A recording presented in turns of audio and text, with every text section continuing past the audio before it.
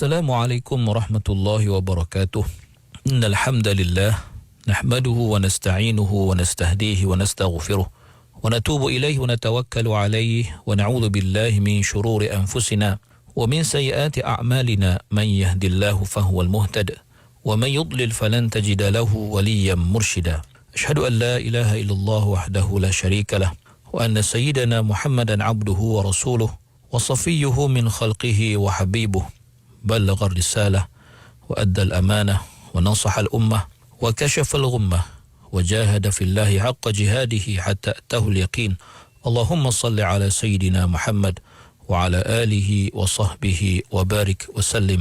أما بعد. Muslimin muslimat, sahabat pendengar IKIM yang dirahmati Allah Subhanahu wa taala.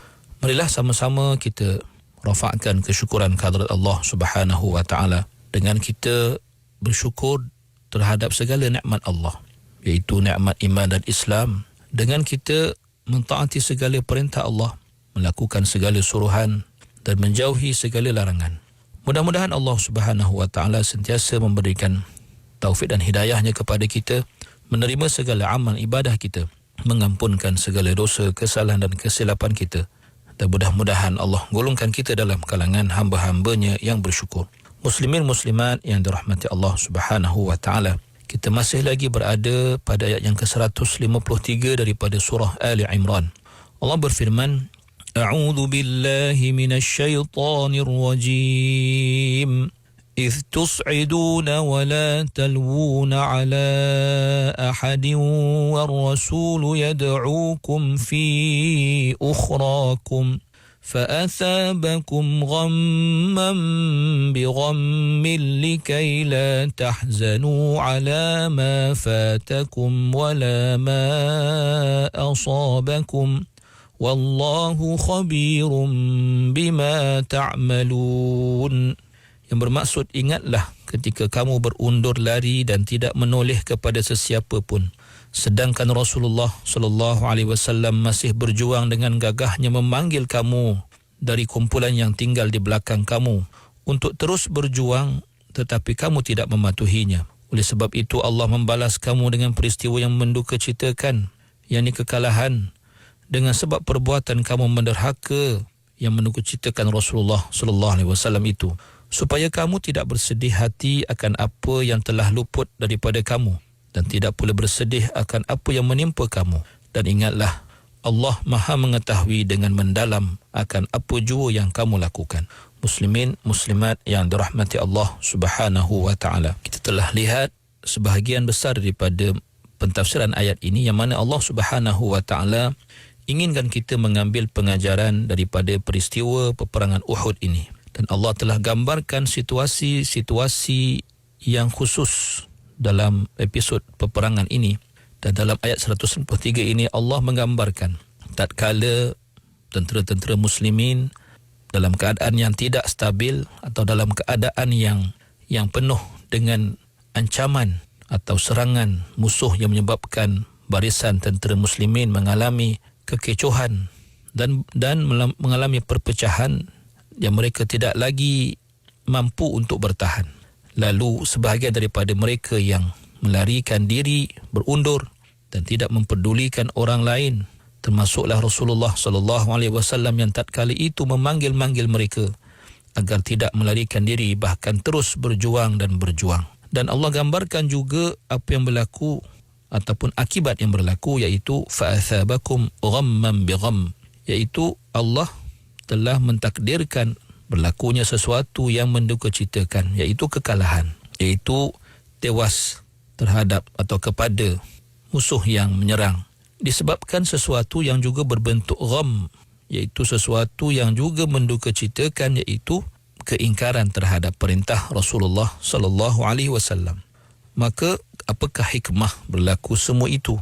Lalu Allah menyatakan pada sambungan ayat ini, likai la tahzanu ala ma fatakum wala ma asabakum. Bermaksud supaya kamu tidak bersedih hati akan apa yang telah luput daripada kamu dan tidak juga bersedih akan apa yang menimpa kamu. Inilah hikmah ilahiyah yang Allah Subhanahu wa taala dedahkan dan jelaskan kepada kita dan pastinya kepada para sahabat Rasulullah sallallahu alaihi wasallam. Bermaksud Allah memberikan sebab kepada firman-Nya sebelum ini, iaitu walaqad afa ankum, di mana Allah telah memaafkan mereka. Bermaksud Allah telah memaafkan para sahabat Nabi sallallahu alaihi wasallam, termasuklah tentera-tentera yang telah meninggalkan posisi mereka, yang telah mengakibatkan kekalahan ataupun kita katakan dia tidak berjaya tentera Rasulullah sallallahu alaihi wasallam dalam peperangan Uhud itu. Bertujuan supaya kamu, wahai tentera-tentera muslimin, tidak bersedih di atas apa yang terlepas ataupun apa yang kamu tidak berjaya untuk memperolehinya, sama ada kemenangan ataupun harta rampasan perang. Dan tidak juga bersedih di atas apa yang menimpa kamu, iaitu kecederaan dan kesakitan. Kerana sesungguhnya keampunan Allah Subhanahu wa taala itu yang begitu hebat. Keampunan itulah yang telah menghilangkan segala kesedihan dan menghapuskan segala kesakitan. Kemudian Allah Subhanahu wa taala menangguhkan ayat ini dengan firman-Nya, wallahu khabirum bima ta'malun. Dan Allah Subhanahu wa taala itu Maha mengetahui akan segala perbuatan kamu, segala niat kamu dengan sesungguh-sungguhnya. Maka Allah lebih mengenali manusia itu daripada manusia itu sendiri. Dan Allah Maha mengetahui luar dan dalam manusia.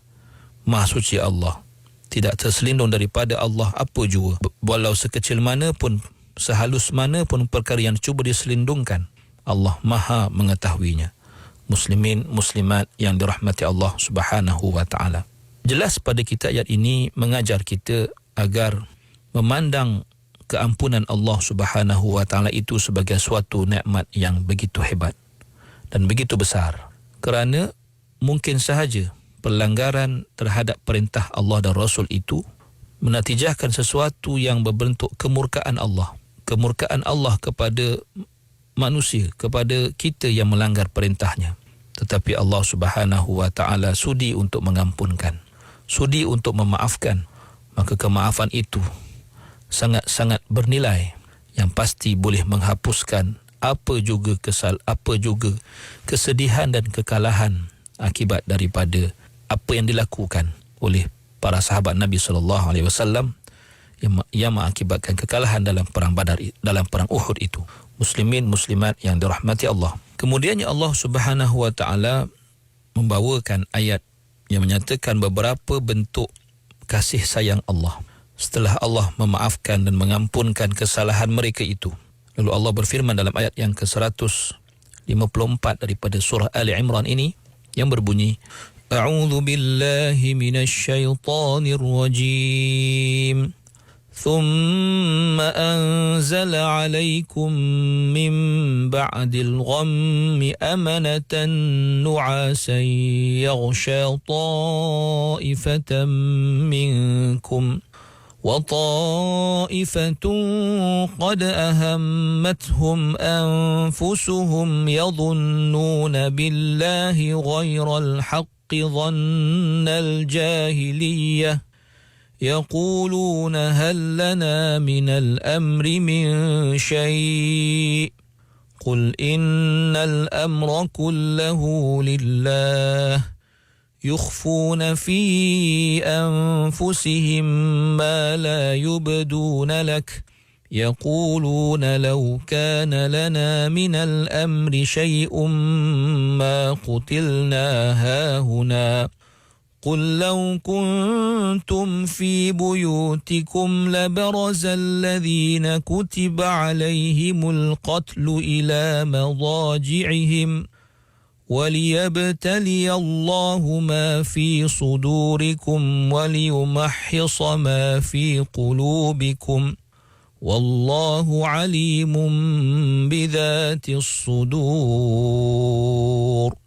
Yang bermaksud, kemudian sesudah kamu mengalami kejadian yang mendukacitakan itu, Allah menurunkan kepada kamu perasaan aman tenteram, iaitu rasa mengantuk yang meliputi segolongan dari kamu yang teguh imannya lagi ikhlas. Sedang golongan yang lain yang hanya mementingkan diri sendiri menyangka terhadap Allah dengan sangkaan yang tidak benar, seperti sangkaan orang-orang jahiliyah. Mereka berkata, adakah bagi kita sesuatu bahagian daripada pertolongan kemenangan yang dijanjikan itu? Katakanlah, wahai Muhammad, sesungguhnya perkara yang telah dijanjikan itu semuanya tertentu bagi Allah. Dialah sahaja yang berkuasa melakukannya menurut peraturan yang ditetapkannya. Mereka sembunyikan dalam hati mereka apa yang mereka tidak nyatakan kepadamu. Mereka berkata sesama sendiri, kalaulah ada sedikit bahagian kita daripada pertolongan yang dijanjikan itu, tentulah orang-orang kita tidak terbunuh di tempat ini. Katakanlah, wahai Muhammad, kalau kamu berada di rumah kamu sekalipun, nescaya keluarlah juga orang-orang yang telah ditakdirkan oleh Allah akan terbunuh itu ke tempat mati masing-masing. Dan apa yang berlaku di medan perang Uhud itu dijadikan oleh Allah untuk menguji apa yang ada dalam dada kamu dan untuk membersihkan apa yang ada dalam hati kamu.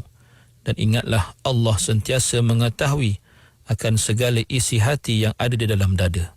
Muslimin, muslimat yang dirahmati Allah Subhanahu wa ta'ala. Dalam ayat ini Allah memaparkan situasi yang berlaku selepas peperangan Uhud, di mana Allah Subhanahu wa ta'ala menyatakan selepas itu Allah menurunkan kepada orang-orang yang beriman setelah apa yang mereka alami daripada kesedihan dan kekecewaan dalam peperangan Uhud. Allah turunkan dan Allah jadikan bagi mereka suatu situasi yang penuh dengan kedamaian, penuh dengan ketenteraman, iaitu rasa mengantuk yang bersangatan, rasa mengantuk yang menguasai diri, yang memaksa mereka untuk bertenang dan berehat dengan sebenar-benarnya. Berehat, tertidur dalam tempoh yang menghilangkan segala kekalutan dan kesedihan mereka. Maka nikmat yang Allah Subhanahu wa ta'ala berikan kepada mereka ini, ketenangan dan keamanan dalam bentuk rasa mengantuk itu, adalah diberikan kepada kumpulan yang tertentu. Maksudnya bukan semua tentera yang mendapat nikmat ini, tetapi bagi kumpulan yang tertentu yang mana mereka ini yang benar-benar ikhlas berjihad, berjuang di medan Uhud, yang sentiasa berusaha mematuhi arahan dan perintah Rasulullah sallallahu alaihi wasallam. Berkata Imam Ibn Katsir dalam tafsirnya, Allah Subhanahu wa ta'ala menyatakan sebagai suatu kurniaan terhadap orang-orang yang beriman dalam bentuk ketenangan, dalam bentuk rasa mengantuk yang menguasai mereka, sedangkan mereka masih lagi membawa senjata mereka dalam keadaan yang sedih dan duka cita. Maka rasa mengantuk tatkala situasi itu merupakan suatu bukti ketenangan atau kerehatan yang sangat diimpikan oleh mereka. Seperti mana dalam suratul Anfal Allah menyebut, idh yughashikumun nu'asa amanatan min. Ingatlah tatkala Allah meliputi kamu rasa mengantuk sebagai suatu keadaan tenang yang dikurniakan Allah. Dan terdapat riwayat daripada Ibn Mas'ud, beliau berkata, an-nu'asu fil qitali minallah wa fis salati minasyaitan.